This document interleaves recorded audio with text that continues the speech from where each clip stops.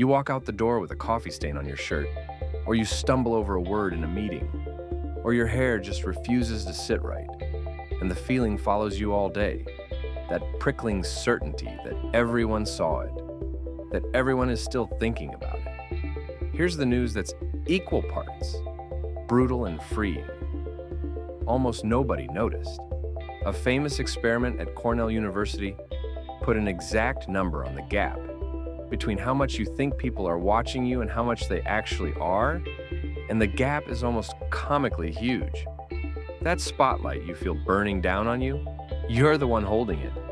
It comes from a study by Thomas Gilovich and Kenneth Savitsky around the year 2000. The setup was beautifully cruel. They asked a student to put on a deliberately embarrassing t-shirt, a big photo of the singer Barry Manilow, pre-tested to be considered deeply uncool by other students. Then they sent that student into a room already full of their peers, had them sit briefly, and pulled them back out. The question, how many people in that room do you think noticed your shirt and could name who was on it? The students guessed, on average, that around 50% of the room had clocked it. Then the researchers simply asked the room, the real number, about 25%. The wearers had doubled the size of their own audience. Half the world was watching, they thought. In reality, it was a quarter. So why is the overestimate that big? The answer is a mental shortcut called anchoring and adjustment. You are the absolute center of your own experience.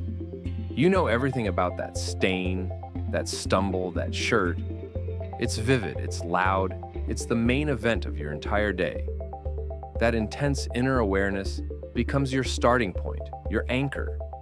Then, you try to imagine how it looks to someone else, and you adjust downward from there. But you never adjust nearly enough. You simply cannot shrink yourself down to the tiny, blurry background character you actually are in a stranger's day. You stay the star. They barely see an extra. And it isn't just your appearance. The same researchers uncovered a sister effect they called the illusion of transparency. The belief that your inner states leak out for everyone to read. You feel nervous, and you're sure it's written all over your face. You tell a small lie, and you're convinced it's obvious. In one study, people telling lies massively overestimated how easily others could detect them. Nervous speakers were certain the audience could see their hands shaking and their heart pounding. But when the observers were asked, most had noticed almost nothing. Your private storm of panic, leaking out, you assume, in high definition. On the outside, it barely registers as a ripple. So here's the reframe, and it flips the whole problem on its head. The question was never really, what does everyone think of me? Because everyone else is trapped in the exact same spotlight, pointed at themselves. The person across from you, worried about their own shirt, their own words, their own face.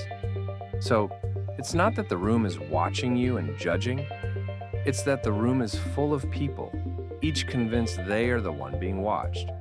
There is no audience. There are only other performers, every one of them too busy with their own show to review yours. So, what do you actually do with this? The most surprising fix comes straight from the research. Simply knowing about this effect already shrinks it. In follow-up studies, people who were told about the illusion of transparency beforehand actually performed better and felt calmer. So first, in the cringe moment, recall the number.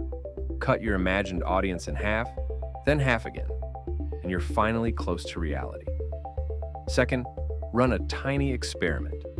Deliberately let a small, awkward thing happen, then watch how completely the world fails to react. Give your brain the counter-evidence. And third, swap the anchor. Instead of everyone can see this, try everyone is too busy starring in their own movie to notice mine. So think back. Can you actually remember what anyone around you wore last week? Or the exact clumsy thing a coworker said? Probably not. And that blank, is precisely how you live in everyone else's memory too. The moment you're cringing about right now is a private premiere with no one in the seats. So the next time that spotlight clicks on and the heat hits your face, remember whose hand is on the switch. It was always yours. Here's the question to sit with. The thing you're worried someone noticed today, who's actually going to remember it tomorrow?